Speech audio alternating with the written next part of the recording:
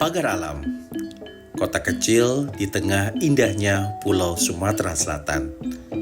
Terletak sekitar 298 km arah barat daya dari kota Palembang.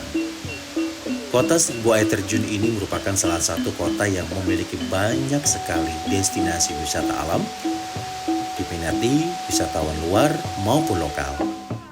Di kaki Gunung Dempo Pagar Alam terhampar luas kebun teh yang membentang mengelilingi sekitaran kawasan dataran tinggi di sana.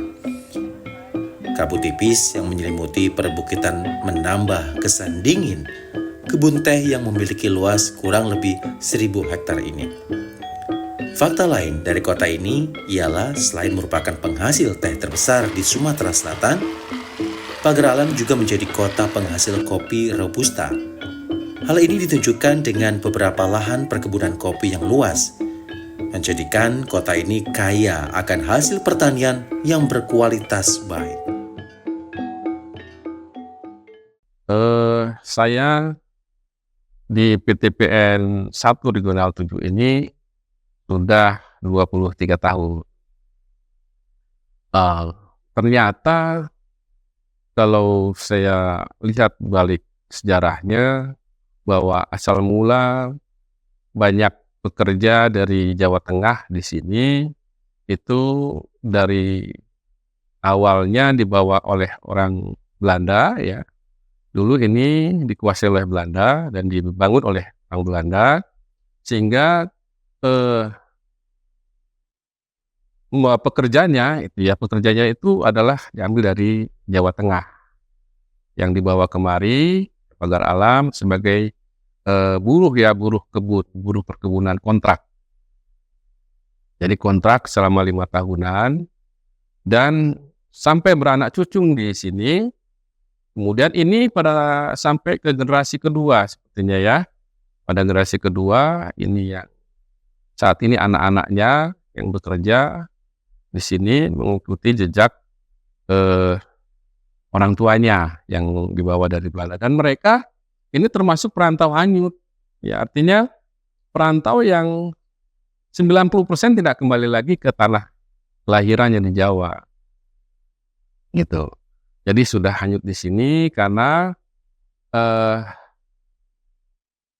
di sini di kebun teh Pagar Alam ini pekerjaannya konsisten, jadi terus-menerus dia mendapatkan gaji, upah yang tetap gitu ya, secara terus-menerus. Jadi tidak seperti sebelumnya kerja musiman gitu loh, ya. Karena di sini tanaman teh ini bukan tanaman musiman. Jadi setiap hari kita petik dan setiap 4 tahun sekali diperbaharui, jadi diremajakan, dan selalu tiap hari itu kita menghasilkan teh gitu loh di kebun Pagar Alam ini. Kota Pagar Alam sering disebutkan memiliki nuansa Jawa yang terlihat dari beberapa aspek kebudayaan yang ada di masyarakat lokal, khususnya yang tinggal di sekitar kaki Gunung Dempo. Ya, karena kultur di sini kebanyakan di sini orang Jawa ya, 95%, maka ya secara tidak langsung memang kulturnya Jawa yang turun-temurun dari orang tuanya gitu loh. Kemudian juga misalnya ada acara perayaan keramaian ya. Keramaiannya itu masih ada di sini kuda lumping atau kuda kepang. Itu masih dilestarikan di sini. Sejak akhir abad ke-19, ketika Belanda menanam kopi Robusta, penduduk Jawa dan Sunda sudah didatangkan ke lereng Gunung Dempo. Ketika pada tahun 1929, jumlah orang Jawa yang datang semakin bertambah. Pada saat Belanda mendirikan perkebunan berikut pabrik teh di sana. Beberapa kampung yang terletak di kaki Gunung Dempo memiliki suasana persis seperti di Pulau Jawa. Dari faktor cuaca yang hampir setiap hari terasa dingin, dikarenakan curah hujan yang sangat tinggi di atas gunung, sehingga faktor budaya dibawa langsung oleh penduduk Jawa yang sudah lama tinggal di kampung tersebut.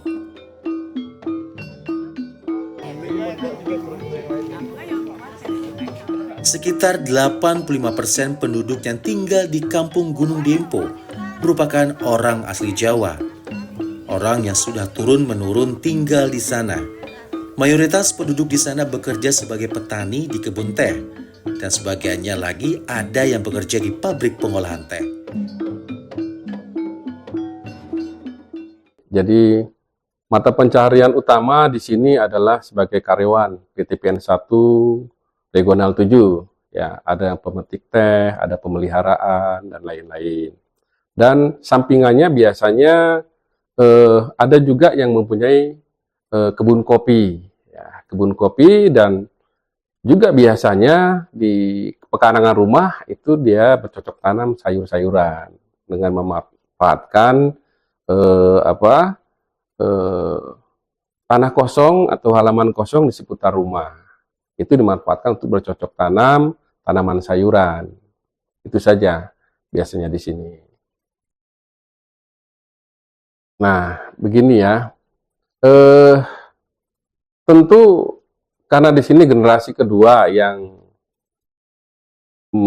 mereka itu lahir di tanah Sumatera ya, di pagar alam di sinilah mereka, sehingga budaya Jawa tetap ada, tetapi kurang kental gitu loh. Tidak begitu lengkap. Ya, contohnya dari sisi bahasa ya, bahasa yang dipakai sehari-hari itu bukan bahasa yang halus atau ngupu. Kalau di Jawa sana kan ya, dengan orang yang lebih tua itu harus ngupu. Kalau di sini bahasa yang menengah gitu loh. Bahasa Jawa tetapi yang tidak terlalu halus gitu loh. Ya, kalau yang sepadan sama anak kecil mungkin agak seperti ya Jawanya Jawa agak kasar begitu. Paling seperti itu. Jadi mengenai kemudian aturan-aturan ya, seperti ada istilah orang Jawa itu misalnya ora oleh mangan nengarep pintu. Itu tidak boleh makan di depan pintu. Itu masih dipegang teguh sama anak-anak sekarang di sini. Kemudian juga misalnya kudu mangan gintekke. Jadi makan itu tidak boleh sebutir nasi pun itu yang disisakan. Itu masih hingga sekarang sampai ke anak-anak cucunya yang masih kental dengan nasihat-nasihat orang tua, budaya-budaya kita orang tua-tua dulu itu masih dipegang erat sih, seperti itu. Gitu. Sebenarnya secara keseluruhan ya sama gitu loh, tidak ada bedanya, tapi memang seperti kurang lengkap gitu loh. Kalau di Jawa sana kan itu prosesinya dari awal nomor 1, nomor 2, 3 dan seterusnya itu lengkap biasanya. Misal dalam pernikahan adat Jawa gitu ya. Kemudian juga misalnya suronan ya. Kalau bulan Suro atau Muharram itu biasanya ada budaya tertentu di Jawa sana, seperti di Jogja, yaitu lengkap gitu loh ya, utuh gitu loh. Ada harus begini, dan kalau di sini tidak lengkap. Paling juga kalau pada bulan Suro atau Muharram, kebanyakan tidak boleh berpergian jauh gitu loh. Tidak boleh mengadakan acara-acara yang berbahaya gitu loh. Dan bahkan menikahkan anak tidak boleh gitu loh, di bulan Suro atau Muharram. Begitu. Justru malah kebalikan ya, kalau di adat kita di Sumsel, Sumatera Selatan, justru pada bulan baik itu ya termasuk semua bulan baik, termasuk Muharram atau Suro gitu. Itu bedanya, masih dipegang teguhlah dengan anak-anak cucunya generasi kedua, ketiga saat ini gitu. Kebanyakan penduduk yang tinggal di kampung Gunung Dempo berasal dari Jawa Tengah. Salah satunya di Kampung 1 Gunung Dempo. Nuansa Jawa yang sangat kental, mulai dari bahasa yang digunakan, aktivitas penduduknya, hingga kegiatan keagamaan dan nuansa budaya khas Jawa masih ada di kampung tersebut. Bahkan salah satu kebudayaan tradisional asli Jawa Tengah, yakni kuda kepang, ternyata masih dibudayakan di kampung satu ini.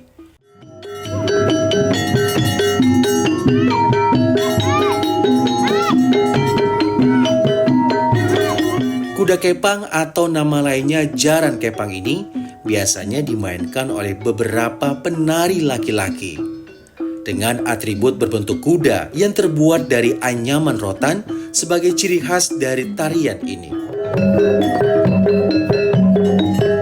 Proses tari kuda kepang biasanya dikaitkan dengan unsur-unsur magis. Bagaimana tidak, pada saat tarian berlangsung akan terjadi atraksi dari beberapa penari yang kesurupan.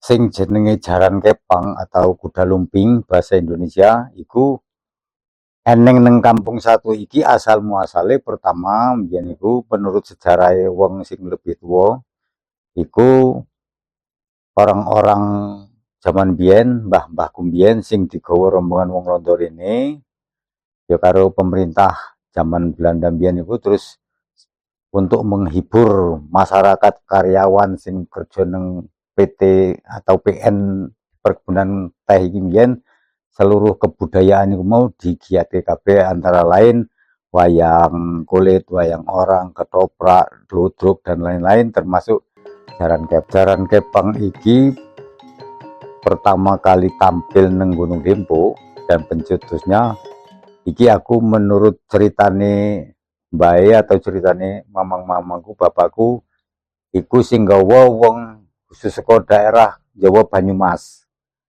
Dari Banyumas digawa neng kene. Nah, terus neng kene juga jaran kepang iku mau tetep digiatke.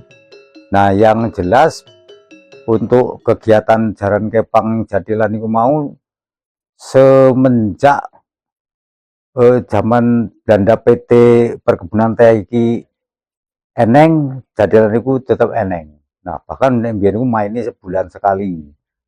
Iku sing zaman biyen, nek zaman saiki alhamdulillah setiap eneng tanggapan-tanggapan wong sering nanggap jadilan iku mau.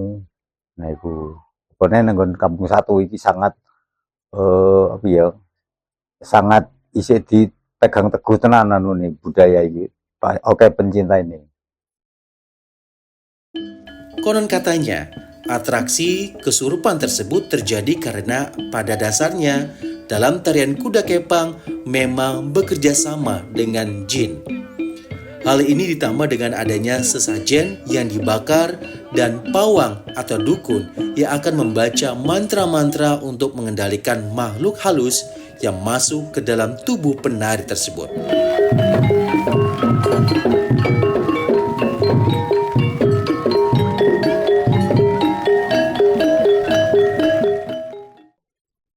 Ciri khas dari kuda kepang serumpun bambu atau jadilan serumpun bambu sesuai karo jenenge serumpun bambu. Jadi serumpun bambu itu bambu serumpun tetap beranak piak, tetap berkembang walaupun ditanam di mana, walaupun diadakan kegiatan di mana, versi jadilan itu sendiri tidak berubah. Baik cara menarine, baik cara aksesorise ataupun persyaratannya, ritualnya juga ngono kula. Jadi tetap serumpun. Bambu itu walaupun dipindah kemana-mana tetap serumpun. Bahkan banyak sekarang itu sing wis berkembang. Nah, tetapi mereka tetap serumpun bambu. Itu ciri khas dari serumpun bambu itu mau. Kostum jadilan iku eneng artine. Utamane tariane. Nah, jadi nek tariane persine kan eneng sing pertama eling-eling. Plus karo nyanyiane kan eling-eling itu ingat-ingat ngelingke wong urip piye carane esuk bakale urip nang donya kan. Terus masalah sing kostum iku eneng warna abang, eneng warna ijo, eneng warna kuning, ireng. Iku juga ngandung arti dewe-dewe. Sebab kaya warna abang iku kan warni atau kendel. Nah, nek warna putih kuwi resik, suci. Nah, nek warna ijo iku eh, aman utawa damai. Nek warna kuning iku wong terus terang. Nek warna ireng iku wong sing iso nyimpen wadi. Nah, dadi kostum warna-warna iku mau eneng artine kabeh. Tarian-tarian iku yo eneng artine kabeh. Kaya tari waktu arep perang, tari bela kebenaran, tari sing sipate iku apa tarian sing manut karo atasan utawa pemerintah sing lebih dhuwur ngono. Kuwi kabeh maknane kuwi mau.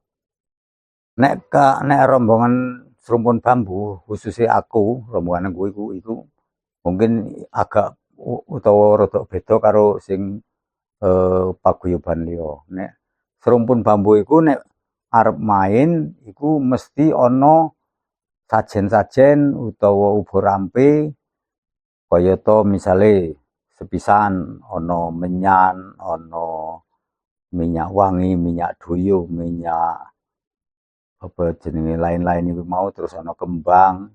Nah iku sajen-sajen iku mau harus kudu lengkap iku mau. Iku nek tak hitung-hitung ngantek 40. Eneng mori, eneng wis pokoke ubo rampe niku nek arep diitung ngantek 40 biji iku, 40 werna. Iku kami siapke kabeh, tak siapke kabeh iku. Iku nek iso aja ngantek lali. Utawa nek iso aja nganti keri, karena iku mau budaya iku mau aja tambah tahun tambah sudo, iku tetep ora terus. Ya nek aku pribadi sangat mencintai Jatilan atau budaya Kepang. Alasannya memang itu pertama, iki kami secara pribadi itu ingin mempertahankan kebudayaan warisan dari nenek atau leluhur zaman biyen kan. Nah, terus kebenaran Jatilan itu juga aku menjiwai sekali, dan aku iya ya sangat hobi lah nek cara anu niku seneng lah. Jadi bahkan aku itu sampai saat ini terus mempertahankan, bahkan aku nganti merekrut konco-konco atau generasi-generasi sing muda, sapa sing arep melu, sapa sing arep terlibat karo kesenian Jatilan iki atau Jalan Kepang, aku tetap dorong, kasih semangat.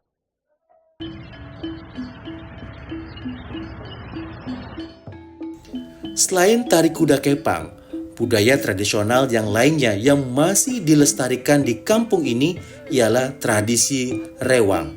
Tradisi rewang menjadi salah satu tradisi yang sangat erat kaitannya dengan kebiasaan asli penduduk Jawa. Tradisi rewang biasanya diadakan ketika salah satu masyarakat yang pada saat itu sedang punya hajat atau acara besar. Pada tradisi rewang ini, para ibu-ibu akan lebih fokus pada kegiatan memasak. Sedangkan bapak-bapak yang akan berkumpul untuk mempersiapkan peralatan yang akan digunakan dalam acara tersebut. Tradisi rewang ini dianggap penting oleh masyarakat karena mengangkat beban berat yang terlibat dalam suatu acara hajatan. Rewang adalah acara yang mengumpulkan orang atau anggota masyarakat untuk merayakannya. Oleh karena itu, sekelompok masyarakat yang diundang oleh tuan rumah yang mengadakan hajatan dan meminta bantuan untuk mensukseskan hajatan disebut rewang. Suatu budaya yang sudah diiring waktu dan zaman sudah semestinya akan sedikit demi sedikit mengikis. Namun, budaya tidak akan hilang seutuhnya jika masyarakat tetap melestarikannya, dan hal ini patut diingat bagi penerusnya. Sama halnya Dempo yang tetap menjulang tinggi hingga saat ini. Kita semua berharap kebudayaan yang berada di bumi Basemah ini tetap tumbuh dan tinggi menjulang selalu seumur hidupnya.